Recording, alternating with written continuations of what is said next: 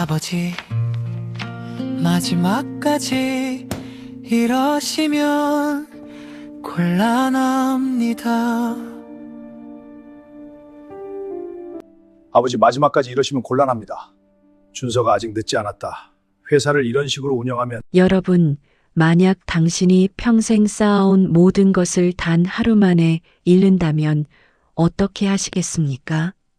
오늘 제가 들려드릴 이야기는 대한민국 재계 서열 5위 은성그룹을 일군 최도연 회장의 이야기가 아닙니다. 그가 모든 것을 잃고 나서 정말로 중요한 것이 무엇인지 깨달아가는 이야기입니다. 그리고 그 깨달음의 시작은 놀랍게도 종로 뒷골목에서 신발을 닦는 16살 소년으로부터 왔습니다. 권력과 부, 명예를 모두 가진 사람이 마지막으로 배워야 했던 것은 무엇일까요? 그것은 바로 사람을 보는 눈이었습니다. 아니, 정확히 말하자면 사람의 소리를 듣는 귀였습니다.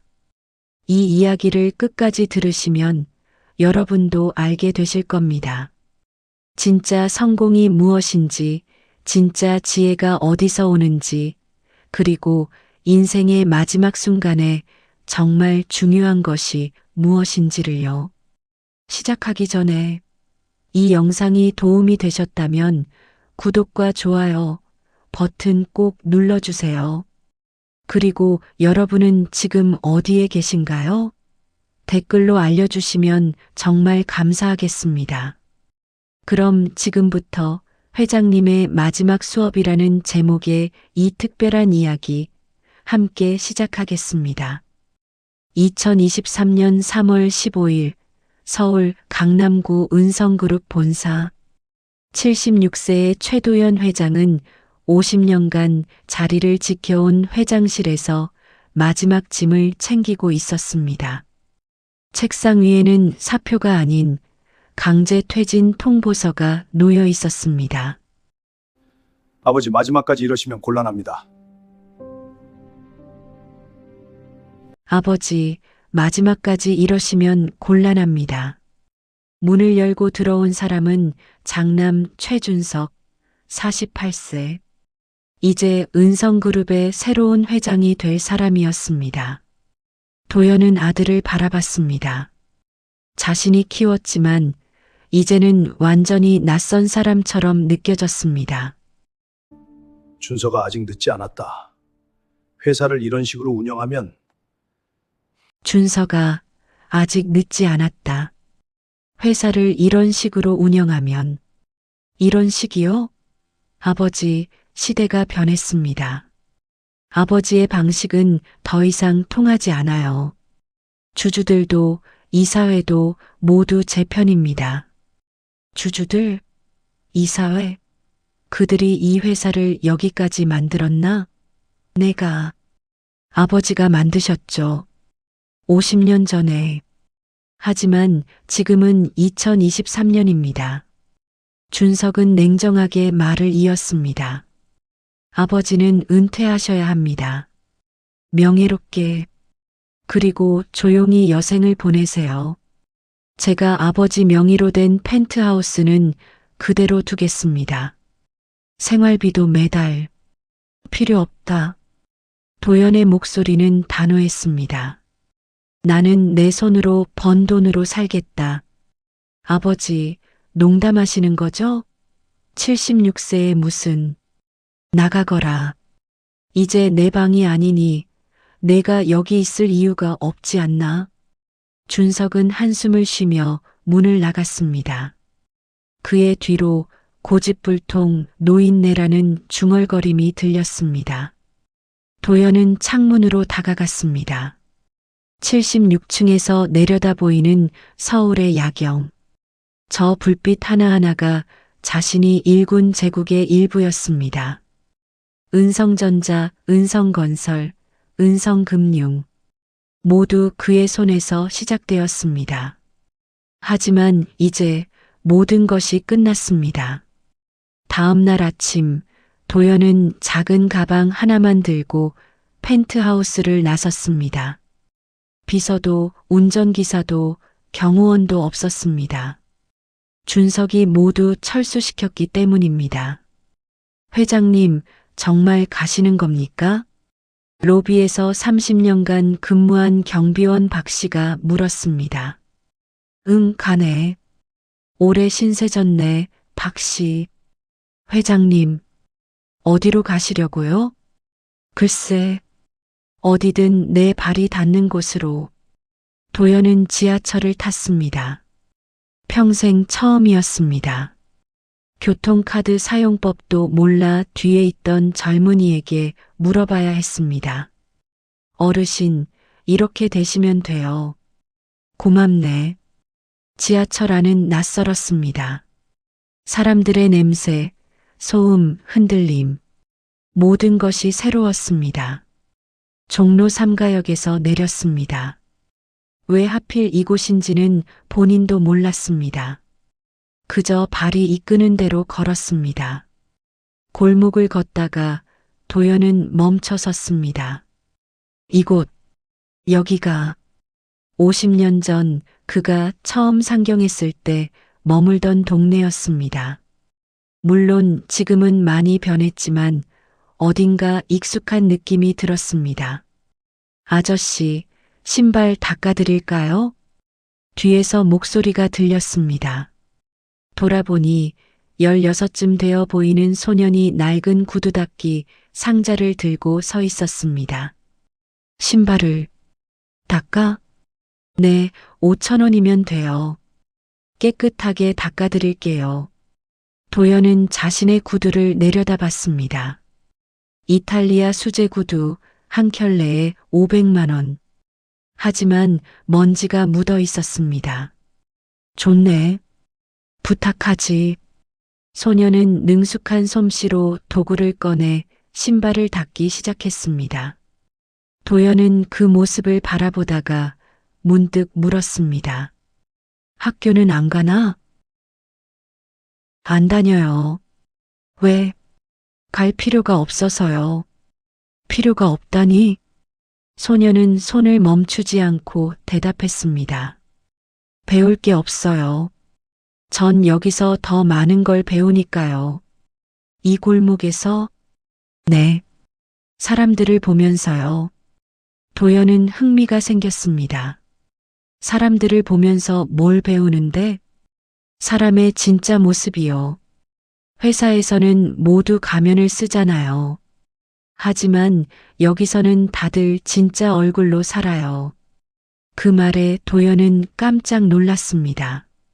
자네, 어떻게 내가 회사에서 일했는지 아나? 소녀는 처음으로 고개를 들어 도연을 똑바로 바라봤습니다. 신발을 보면 알 수 있어요. 아저씨 신발은 비싼 건데 주인이 처음으로 직접 신고 걸어본 신발이에요. 발에 물집이 생겼을 거예요. 도연은 놀라서 자신의 발을 확인했습니다. 정말로 뒤꿈치에 물집이 잡혀 있었습니다. 그리고 손을 보면 평생 서류만 만진 손이에요. 굳은 살이 없어요. 하지만 지금은 가방을 직접 들고 와서 손이 빨개요. 소녀는 다시 신발 닦기에 집중하며 말을 이었습니다. 그리고 표정을 보면 뭔가 큰 걸 잃은 사람의 표정이에요. 하지만 동시에 조금 자유로워 보이기도 해요. 도연은 할 말을 잃었습니다. 이 소년 단 몇 분 만에 자신의 상황을 모두 읽어낸 것입니다. 자네, 이름이 뭔가? 민호예요. 강민호. 민호. 좋은 이름이네. 나는 최도연이라고 하네. 도연 아저씨, 신발 다 닦았어요. 5,000원 주세요. 도연은 지갑을 꺼냈습니다. 그런데 문제가 생겼습니다. 지갑 안에는 5만 원권 지폐만 가득했습니다. 평소에 현금을 쓸 일이 없었기 때문입니다. 미안하네, 5,000원짜리가 없구만. 이거 받고 거스름 돈은. 아저씨, 저 거스름 돈 없어요. 민호가 난처한 표정으로 말했습니다. 그럼 어떡하지? 그냥 담해주세요. 내일도 여기 있을 거예요. 내일? 자네 매일 여기 있나? 네. 아침 7시부터 밤 10시까지요. 도연은 민호를 바라봤습니다. 16살 소년이 하루 15시간을 거리에서 일하고 있었습니다. 알겠네. 내일 꼭 올 테니 그때 주지. 네, 약속이에요. 민호는 밝게 웃으며 다음 손님을 찾아갔습니다. 도연은 깨끗해진 구두를 보며 생각했습니다. 76년을 살면서 수많은 사람을 만났습니다.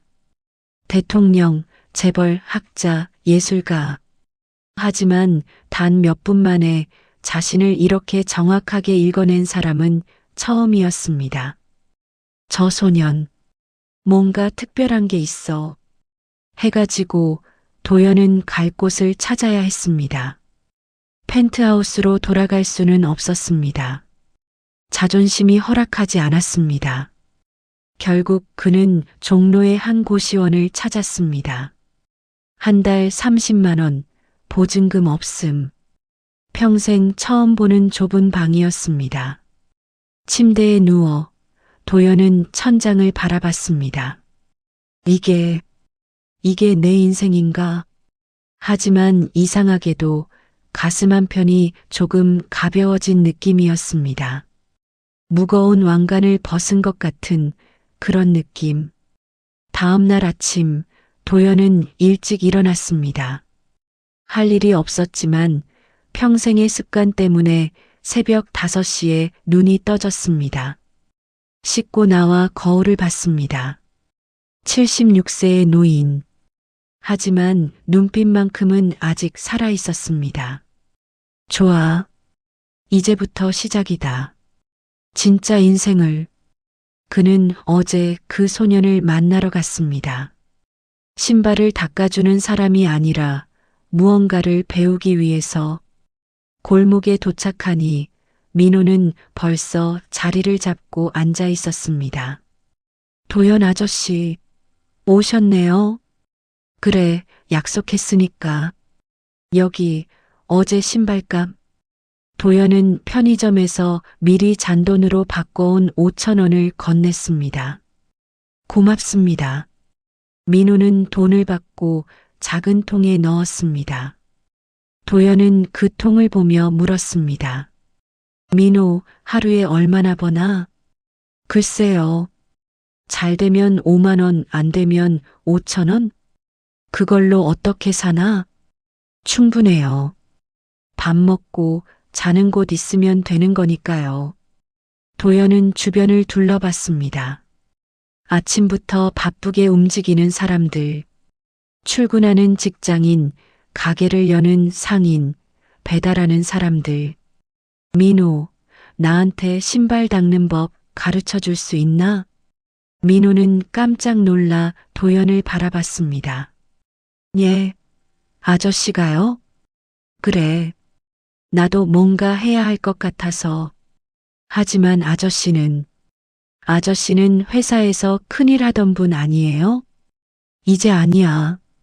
이제는 그냥 최도연일 뿐이지. 민호는 잠시 생각하더니 환하게 웃었습니다. 좋아요. 제가 가르쳐 드릴게요. 근데 아저씨, 배우는데 시간 좀 걸릴 거예요. 괜찮으세요? 괜찮지. 나는 이제 시간이 많으니까. 그렇게 76세 전직 회장과 16세 구두닦기 소년의 이상한 동행이 시작되었습니다. 하지만 도연은 아직 몰랐습니다. 이 소년이 자신에게 가르쳐 줄 것이 단순히 구두 닦는 기술이 아니라는 것을, 그것은 인생에서 정말로 중요한 것이 무엇인지에 대한 마지막 수업이 될 것이라는 것을. 일주일이 지났습니다. 도연은 매일 아침 7시에 그 골목으로 나왔습니다. 민호 옆에 작은 의자를 놓고 앉아 그가 신발 닦는 모습을 지켜봤습니다. 도연 아저씨, 이제 직접 해보세요. 민호가 도구를 건넸습니다. 브러쉬, 광택제, 천. 단순해 보이는 도구들이었지만 막상 손에 쥐니 어색했습니다.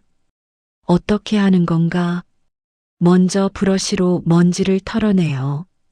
조심히 가죽이 상하지 않게요. 도연은 천천히 브러쉬를 움직였습니다. 50년간 서류에만 서명하던 손이 이제는 남의 신발을 닦고 있었습니다. 좋아요, 아저씨. 이제 광택제를 발라요. 너무 많이 바르면 안 돼요. 손님은 40대 중반쯤 되어 보이는 회사원이었습니다. 그는 핸드폰을 보며 서 있었고 도연이 서툴게 신발을 닦는 모습에는 관심도 없었습니다. 5분, 10분. 평소 민호가 3분 만에 끝내는 일을 도연은 15분이나 걸려 겨우 마쳤습니다. 됐나? 아직이요, 아저씨. 마지막으로 천으로 닦아야 해요. 이게 제일 중요해요.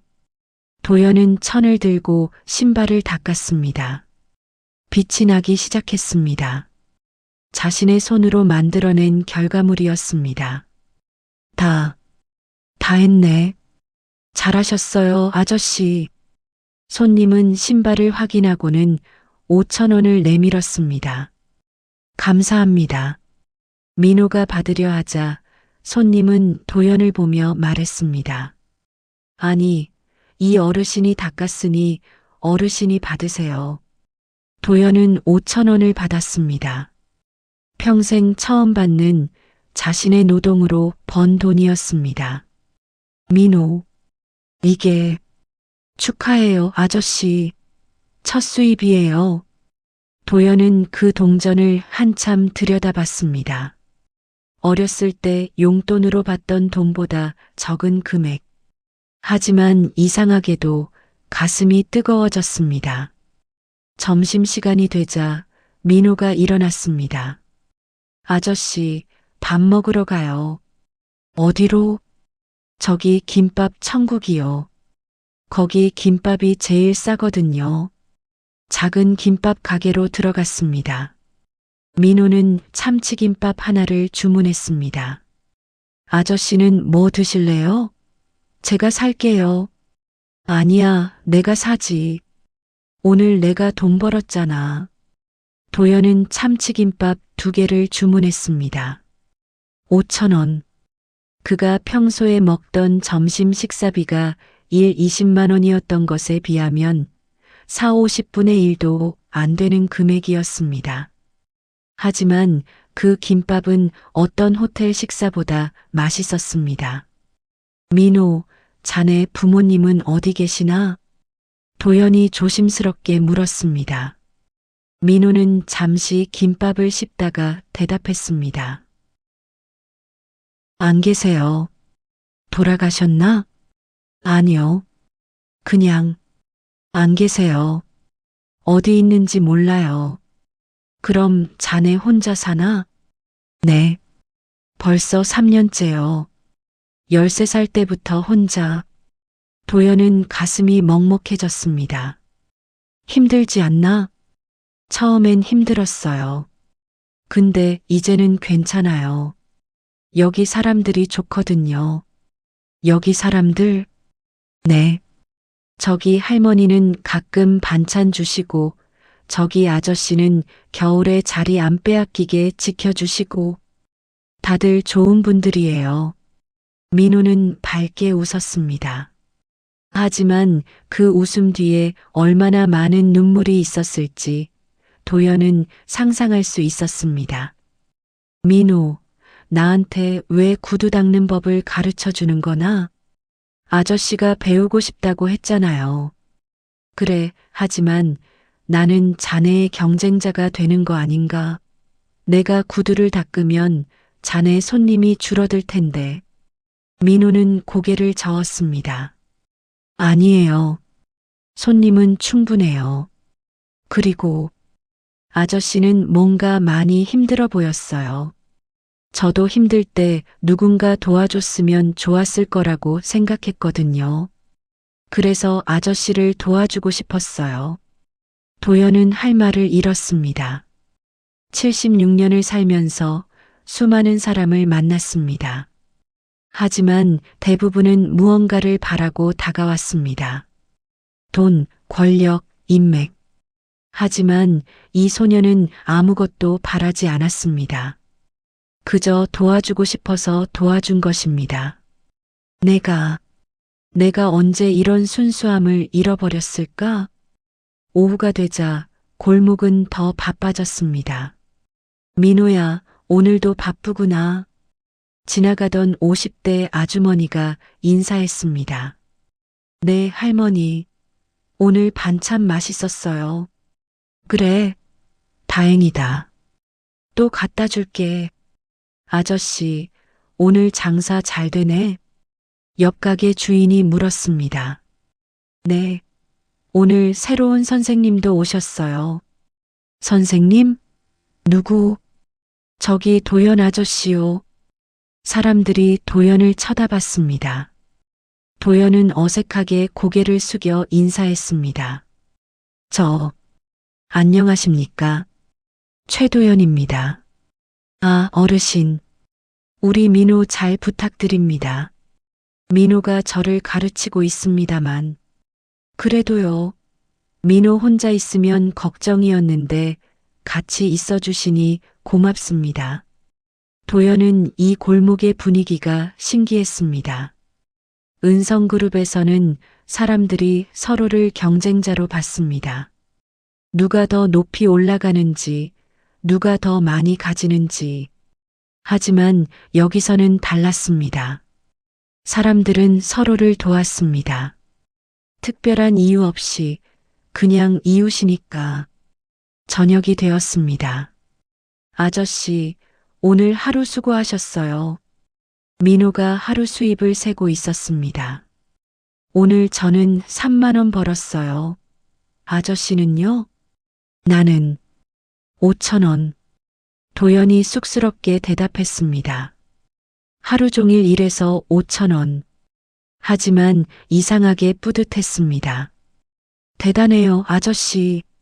첫날인데 5천 원이나. 그런가? 네. 저 처음 시작했을 때는 하루 1,000원도 못 벌었어요. 민호는 진심으로 기뻐했습니다. 도연의 작은 성공이 자신의 일처럼 기뻤던 것입니다. 민호 자네. 참 좋은 아이구나. 예. 갑자기요? 아니, 그냥 그런 생각이 들어서. 두 사람은 도구를 정리하며 하루를 마무리했습니다. 아저씨, 내일 또 오실 거예요? 물론이지. 나 이제 구두 닦이니까. 그럼 내일 봐요. 민호는 손을 흔들며 골목 안쪽으로 사라졌습니다. 아마 그가 머무는 곳으로 가는 것 같았습니다. 도연은 고시원으로 돌아가는 길에 편의점에 들렀습니다. 삼각김밥 하나와 우유 하나. 5천 원 중 3천 원을 썼습니다. 방에 돌아와 삼각김밥을 먹으며 도연은 생각했습니다. 76년을 살았지만 오늘 처음으로 진짜 일을 한 것 같아. 그날 밤 도연은 오랜만에 편히 잠들었습니다. 화려한 펜트하우스가 아닌 좁은 고시원에서. 하지만 어느 때보다 깊은 잠이었습니다. 다음 날, 그리고 그 다음 날, 도연은 계속 골목으로 나갔습니다. 민호는 구두 닦는 기술뿐 아니라 사람을 대하는 법도 가르쳐 줬습니다. 아저씨, 손님한테 말 걸 때는 눈을 봐야 해요. 왜? 눈을 보면 그 사람이 힘든지, 기분이 좋은지 알 수 있거든요. 그럼 그에 맞게 대화할 수 있어요. 그런 게 중요한가? 당연하죠. 손님은 깨끗한 신발만 원하는 게 아니에요. 가끔은 이야기를 들어줄 사람이 필요한 거예요. 도연은 민호의 말을 곱씹었습니다. 회사에서 그는 직원들의 눈을 본 적이 있었던가? 아니었습니다. 그는 항상 서류만 봤습니다. 숫자만 봤습니다. 사람을 보지 않았습니다. 민호, 자네는 어떻게 그렇게 사람을 잘 알아보나? 그냥 귀 기울이면 돼요. 사람들은 다 말하고 있어요. 입으로만 하는 게 아니라 눈으로, 표정으로, 몸짓으로. 그걸 들으면 돼요. 듣는다. 네. 진짜로 듣는 거요. 그냥 소리를 듣는 게 아니라 마음을 듣는 거요. 그날 오후 한 손님이 왔습니다. 30대 초반쯤 되어 보이는 남자였습니다. 민호가 신발을 닦는 동안 도연은 민호의 말을 떠올리며 손님을 관찰했습니다. 손님의 눈은 피곤해 보였습니다. 어깨는 축 처져 있었고 한숨을 자주 쉬었습니다. 민호가 작업을 마치자 도연이 조심스럽게 물었습니다. 손님, 요즘 힘드신 일 있으십니까? 남자는 깜짝 놀라 도연을 봤습니다. 예. 어떻게 아셨어요? 표정이 많이 지쳐 보이셔서요. 남자는 잠시 망설이다가 한숨을 쉬며 말했습니다. 사실 회사에서 구조조정이 있어서요. 제가 명단에 올라갈 것 같아요. 그래서 걱정이 많으시겠습니다. 네. 집에는 아내랑 어린 딸이 있는데 제가 잘리면. 도연은 그 남자를 보며 문득 50년 전 자신의 모습이 떠올랐습니다. 상경에서 첫 직장을 구하지 못해 헤매던 시절. 그때도 이렇게 불안했었습니다. 손님, 힘내십시오. 한 문이 닫히면 다른 문이 열립니다. 감사합니다, 어르신. 남자는 돈을 내며 처음으로 미소를 지었습니다. 오늘 신발도 깨끗해졌지만 마음도 조금 가벼워진 것 같아요. 남자가 떠나고 민호가 말했습니다. 아저씨, 잘하셨어요. 내가 뭘? 저 아저씨 마음 들어주신 거요. 그게 제일 중요한 거예요. 도연은 깨달았습니다. 진짜 일이란 단순히 기술을 파는 게 아니었습니다. 사람을 대하는 것이었습니다. 마음을 나누는 것이었습니다. 그는 76년을 살면서 비로소 이 간단한 진리를 배우고 있었습니다.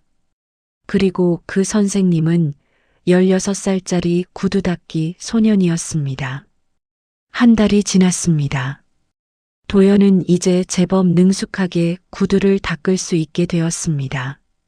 하루 수입도 2, 3만 원 정도로 늘었습니다.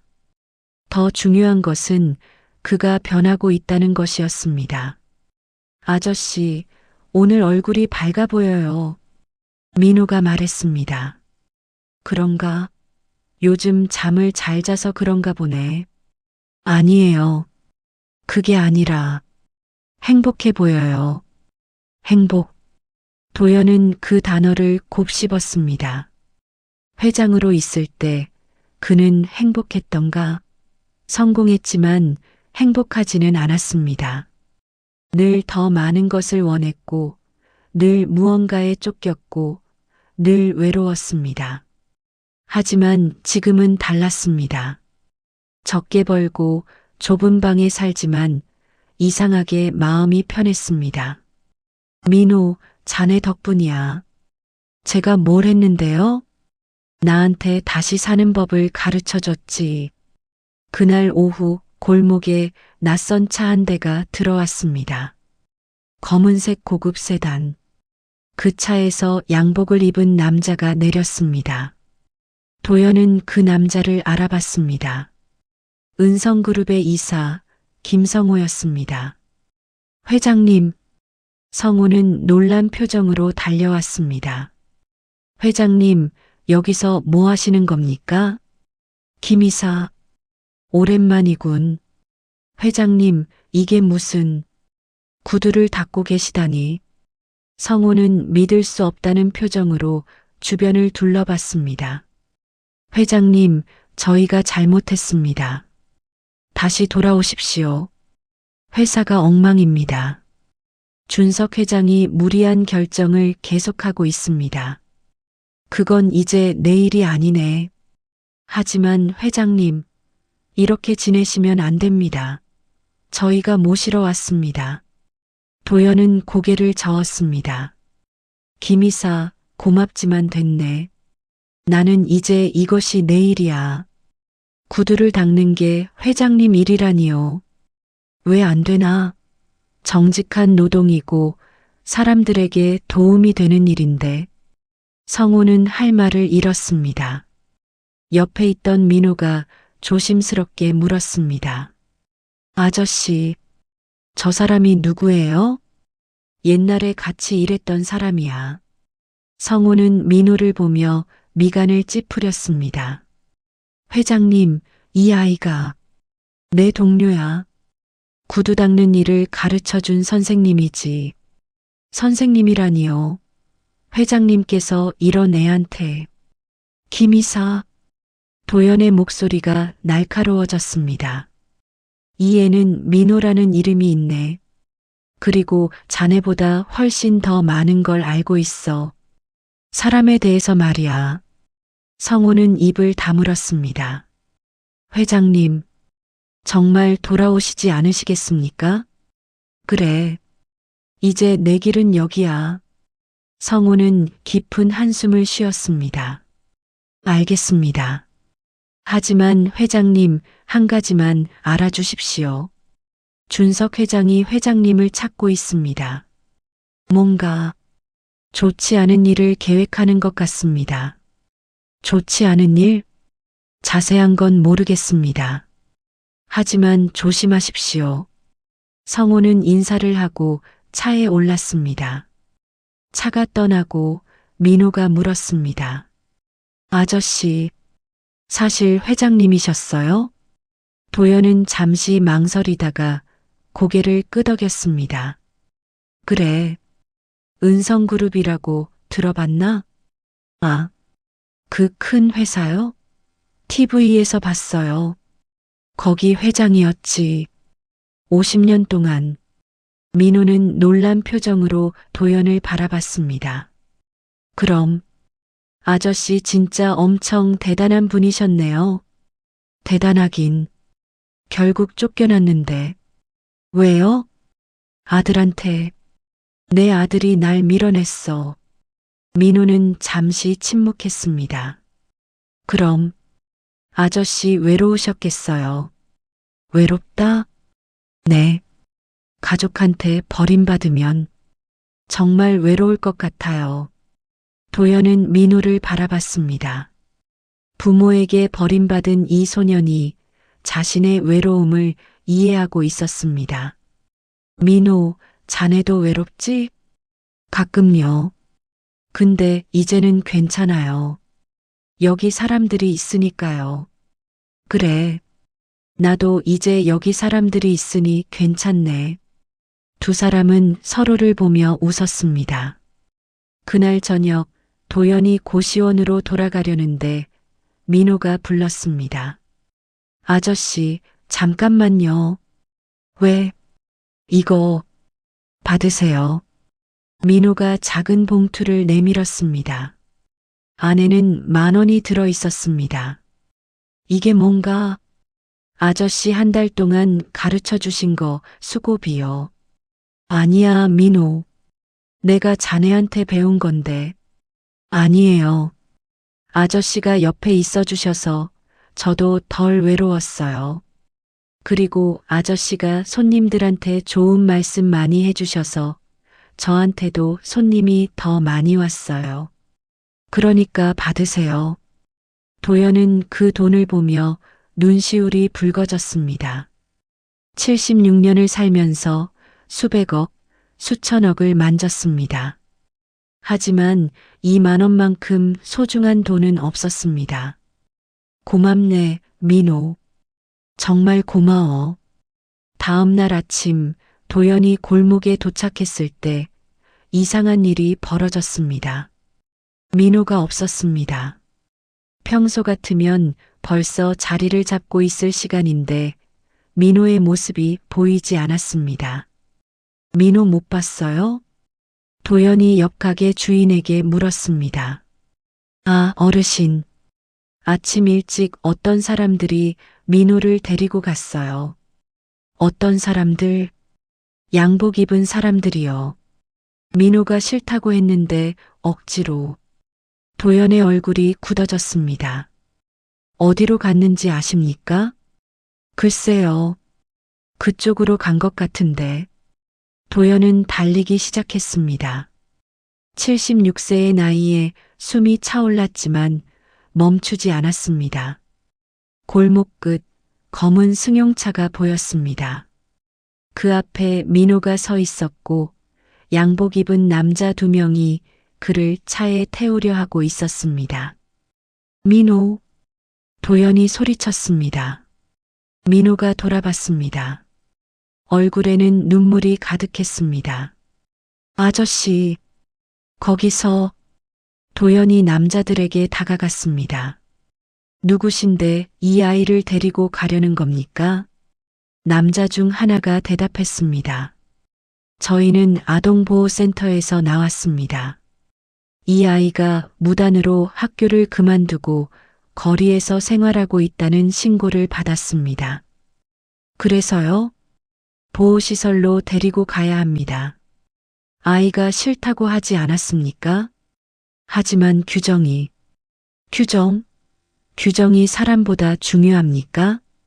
도연의 목소리에 힘이 실렸습니다. 50년간 회사를 경영하며 길러진 권위가 묻어났습니다. 남자들이 움찔했습니다. 어르신 누구시길래? 나는 최도연이요.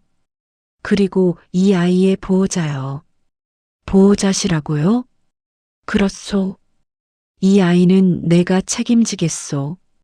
하지만 어르신, 보호자가 되시려면 법적인 절차는 내가 밟겠소. 지금 당장은 이 아이를 놔주시오. 남자들은 서로를 쳐다봤습니다. 알겠습니다. 하지만 일주일 안에 서류를 제출하셔야 합니다. 그렇게 하겠소. 남자들이 떠나고 민호가 도연에게 달려왔습니다.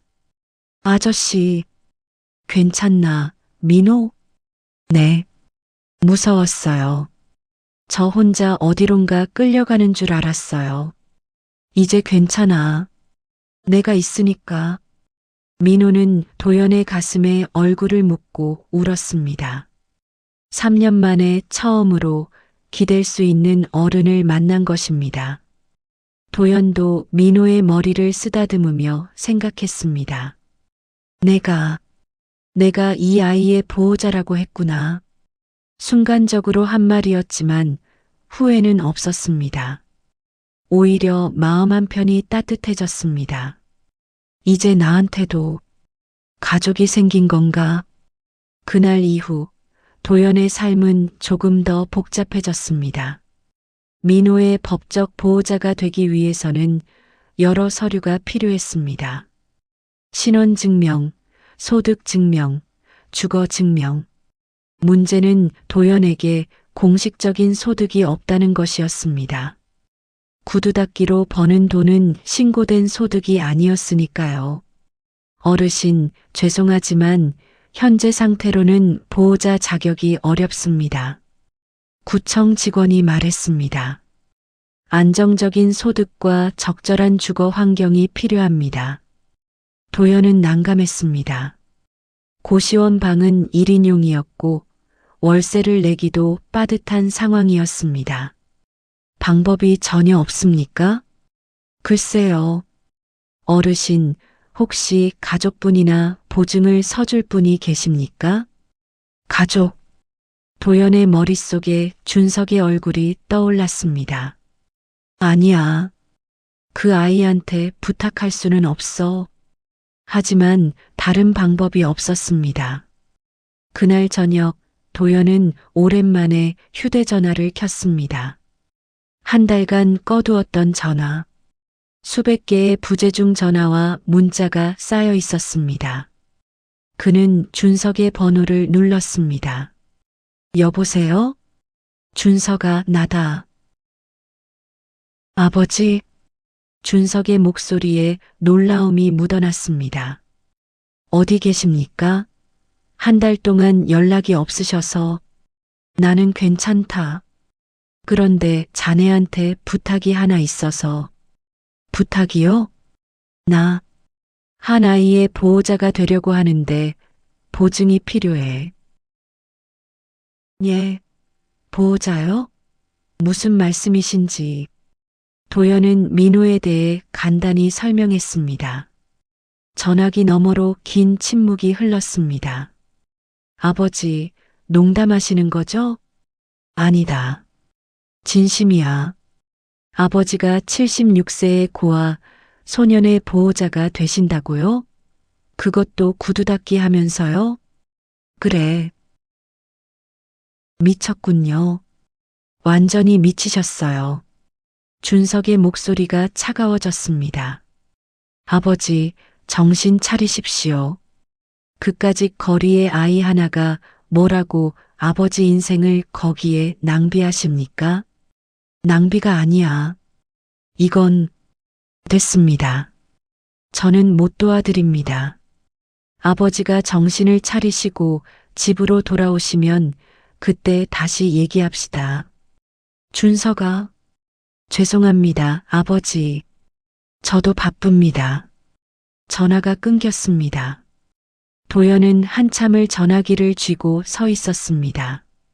역시 안 되는구나.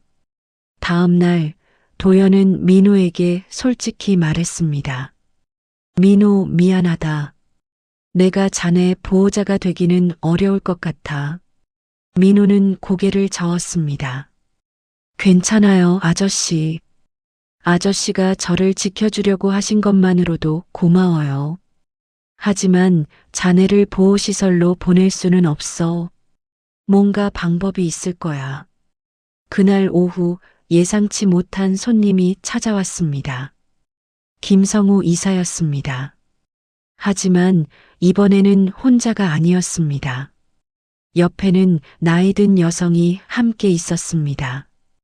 회장님, 김 이사, 또 왔군. 네.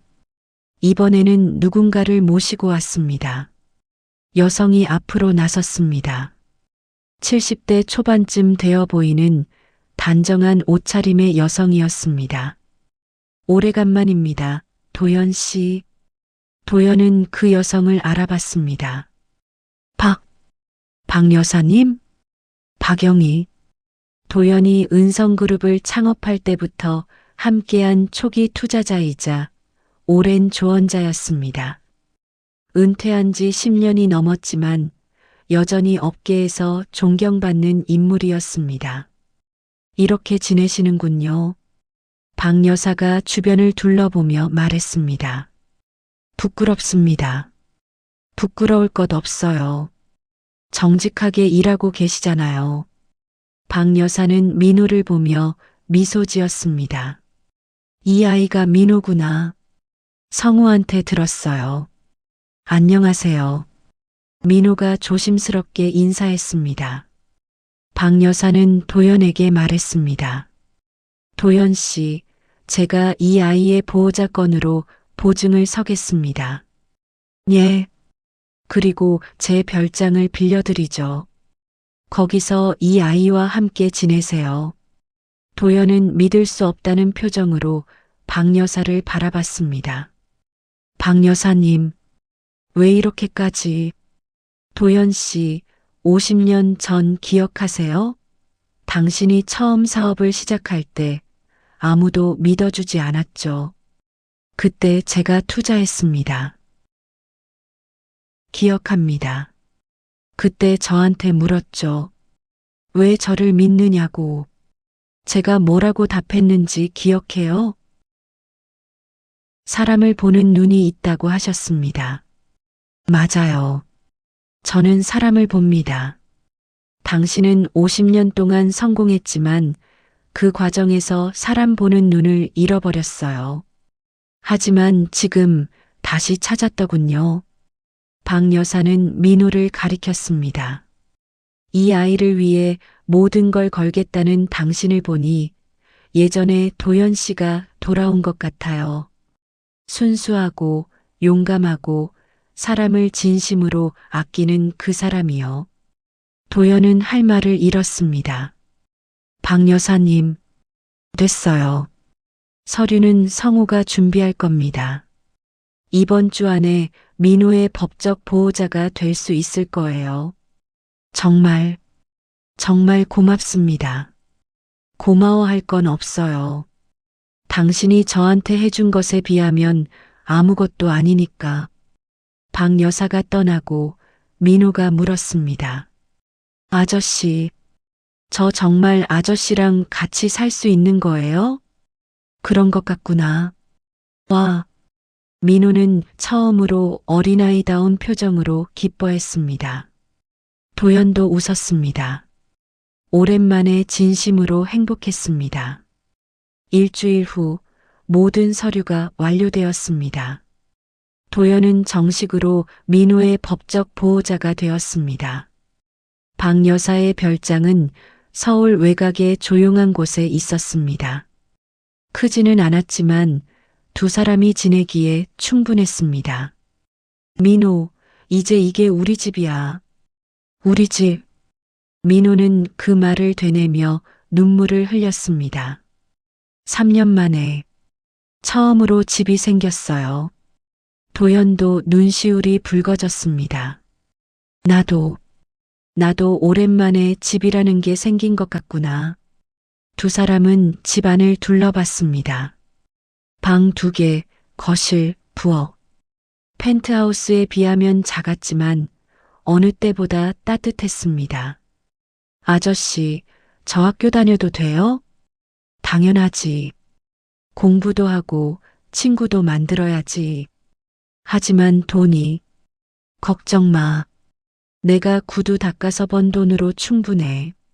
아저씨, 민호, 나한테 고맙다는 말하지 마. 내가 더 고마워. 자네가 나한테 인생을 다시 살 기회를 줬으니까. 그날 밤 도연은 오랜만에 편지를 썼습니다. 준석에게 보내는 편지였습니다. 준석아, 아버지는 지금 행복하다. 76년을 살면서 처음으로 진짜 행복이 뭔지 알 것 같구나. 행복은 많이 가진 것이 아니었어. 누군가를 진심으로 아끼고 그 사람으로부터 사랑을 받는 것이었어. 너도 언젠가 알게 되기를 바란다. 회사와 돈보다 중요한 것이 있다는 걸. 사람이 진짜 부라는 걸. 아버지가 편지를 봉투에 넣으며 도연은 창밖을 바라봤습니다. 별이 빛나고 있었습니다. 그는 웃었습니다. 인생의 황혼기에 그는 비로소 진짜 빛을 찾았습니다. 1년이 흘렀습니다. 민호는 학교에 다니기 시작했습니다. 처음에는 적응이 어려웠지만 점차 친구들도 사귀고 성적도 올랐습니다. 도연은 여전히 구두를 닦았습니다. 하지만 이제는 생계를 위해서가 아니라 사람들을 만나기 위해서였습니다. 도연 아저씨, 오늘도 오셨네요. 할아버지, 요즘 건강하세요? 골목 사람들은 이제 도연을 가족처럼 대했습니다. 어느 토요일 오후 도연과 민호는 함께 골목에 나와 있었습니다. 아저씨, 제가 이제 잘하죠? 민호가 능숙하게 구두를 닦으며 물었습니다. 그럼 이제 선생님보다 나은 것 같은데? 에이, 아직 멀었어요. 아저씨만큼 사람 마음을 읽는 건 못해요. 두 사람이 웃고 있을 때 낯선 차가 골목에 들어왔습니다. 은성그룹 로고가 새겨진 차였습니다. 차에서 내린 사람은 준석이었습니다. 아버지, 준서가 1년 만에 재회였습니다. 준석은 도연을 보며 복잡한 표정을 지었습니다. 아버지는 1년 전보다 훨씬 건강해 보였습니다. 얼굴에는 생기가 돌았고 눈빛은 밝았습니다. 아버지, 잘 지내셨습니까? 응, 잘 지냈다. 너는? 저도 그럭저럭요. 침묵이 흘렀습니다. 민호가 조심스럽게 자리를 피했습니다. 준서가 앉거라. 도연이 옆에 작은 의자를 가리켰습니다. 준석은 망설이다가 앉았습니다. 고급 양복이 낡은 의자와 어울리지 않았습니다. 아버지, 회사가 어려워졌습니다. 그래? 네. 제가 무리한 확장을 했습니다. 아버지 말씀을 듣지 않고 그 결과가 지금 나타나고 있습니다. 준석의 목소리가 떨렸습니다. 주가는 반토막이 났고 주주들은 저를 몰아내려고 합니다. 저는 어떻게 해야 할지 모르겠습니다. 도연은 아들을 바라봤습니다. 준서가 내가 도와줄까? 그러실 수 있습니까? 아니, 못하지. 준석이 고개를 들었습니다. 아버지, 나는 이제 회사 일을 모르겠구나. 1년 동안 떨어져 있었더니 그 세계가 너무 멀게 느껴진다. 그럼, 하지만 한 가지는 가르쳐 줄 수 있어. 무엇입니까? 도연은 골목을 가리켰습니다. 저기 보이나? 저 사람들. 저들은 모두 자기 일을 하고 있어. 크지 않은 일이지. 구두 닦고, 음식 팔고, 물건 나르고. 하지만 저들은 행복해. 그게 회사 경영과 무슨 상관이? 관계 있다. 회사도 마찬가지야. 크기가 중요한 게 아니야. 그 안에 사람들이 행복한지가 중요해. 준석은 아무 말도 하지 못했습니다. 준석아, 너는 회사를 키우는 데만 신경 썼어. 하지만 정작 그 안에서 일하는 사람들은 보지 않았지. 그들의 목소리를 듣지 않았어. 하지만 아버지, 비즈니스도 결국 사람이 하는 거야. 숫자가 하는 게 아니라. 도연은 민호를 불렀습니다. 민호, 이리 와봐. 민호가 다가왔습니다. 이 아이를 봐. 16살밖에 안 됐지만 사람을 보는 눈이 있어. 그게 이 아이의 진짜 재산이야. 준석은 민호를 보며 물었습니다. 아버지는 이 아이한테서 뭘 배우신 겁니까? 사람의 소리를 듣는 법을 배웠지. 말로만 듣는 게 아니라 마음으로 듣는 법.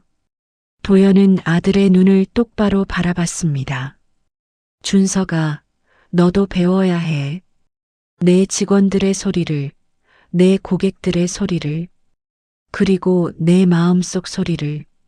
제 마음속 소리요? 그래. 너는 정말 행복하나? 회장 자리에 앉아서? 준석은 대답하지 못했습니다. 도연이 계속 말했습니다. 나는 50년간 회장이었지만 행복하지 않았어. 늘 더 많은 걸 원했고, 늘 경쟁했고, 늘 외로웠지. 하지만 여기서 구두를 닦으며 사람들과 이야기하며 나는 처음으로 행복해. 아버지, 회사를 살리고 싶나? 네. 그럼 사람을 살려라. 숫자를 보지 말고 사람을 봐. 그들의 이야기를 들어. 그럼 답이 보일 거야. 준석은 한참을 침묵했습니다. 그리고 천천히 고개를 끄덕였습니다. 해보겠습니다. 좋아. 그리고 준석아, 내 아버지, 나는 이제 돌아가지 않을 거야. 여기가 내 자리니까. 준석은 아버지를 바라봤습니다. 처음으로 정말로 아버지를 이해한 것 같았습니다. 알겠습니다, 아버지. 존중하겠습니다. 준석이 일어섰습니다. 그럼 가끔 찾아뵈어도 되겠습니까? 물론이지. 언제든 와라. 신발도 닦아주지. 그러겠습니다. 준석이 차에 오르기 전 민호에게 말했습니다. 너 민호라고 했지? 네. 우리 아버지 잘 부탁한다. 네. 차가 떠나고 민호가 물었습니다. 아저씨, 괜찮으세요? 응, 괜찮아. 아주 괜찮아. 도연은 하늘을 올려다봤습니다. 구름 한 점 없는 맑은 하늘이었습니다. 6개월 후, 은성그룹은 변화를 시작했습니다. 준석은 직원들과의 대화를 늘렸고 고객의 소리에 귀 기울였습니다. 서서히 회사는 회복되기 시작했습니다. 도연은 여전히 골목에서 구두를 닦았습니다. 민호는 학교에서 최우등상을 받았고 대학 진학을 준비하고 있었습니다. 어느 일요일 오후 두 사람은 집 앞 공원에 앉아 있었습니다. 아저씨, 저 나중에 크면 뭐가 되면 좋을까요? 민호가 하고 싶은 거 하면 돼. 저는 아저씨 같은 사람이 되고 싶어요. 나 같은 사람? 네. 사람을 진심으로 아끼는 사람. 돈이 많지 않아도, 높은 자리에 있지 않아도 주변 사람들을 행복하게 만드는 사람. 도연은 민호의 머리를 쓰다듬었습니다. 민호, 너는 이미 그런 사람이야. 정말요? 그래. 너는 나를 행복하게 만들었으니까. 민호는 웃었습니다. 도연도 웃었습니다. 77세의 전직 회장과 17세의 고등학생. 이 이상한 조합은 이제 누구보다 단단한 가족이었습니다. 해가 지고 두 사람은 집으로 돌아갔습니다. 오늘 저녁은 뭐 먹을까? 제가 만들게요. 요즘 요리 배우고 있거든요. 오, 그래. 기대되는데? 맛있을 거예요. 집안에 불이 켜졌습니다. 작은 집, 작은 식탁, 작은 행복. 하지만 그 안에는 세상 무엇과도 바꿀 수 없는 사랑이 있었습니다. 도연은 깨달았습니다. 진짜 성공은 높은 곳에 오르는 게 아니었습니다. 진짜 부는 많이 가지는 게 아니었습니다. 진짜 지혜는 아는 게 많은 게 아니었습니다. 진짜 성공은 사람을 사랑하는 것. 진짜 부는 사랑하는 사람이 곁에 있는 것. 진짜 지혜는 그 소중함을 아는 것. 그리고 그것을 가르쳐 준 것은 16살 구두 닦기 소년이었습니다. 인생의 마지막 수업은 가장 어린 선생님에게서 왔습니다. 그리고 그것은 최고의 수업이었습니다. 화면이 천천히 어두워지며 마지막 나레이션이 시작됩니다. 여러분, 이 이야기는 여기서 끝입니다. 하지만 도연 할아버지와 민호의 이야기는 계속됩니다. 매일 아침 그들은 함께 골목으로 나갑니다. 민호는 학교에 가고 도연은 구두를 닦습니다. 저녁에는 함께 밥을 먹고 서로의 하루를 이야기합니다. 작은 일상이지만 그 안에 큰 행복이 있습니다. 여러분, 혹시 생각해 보셨습니까?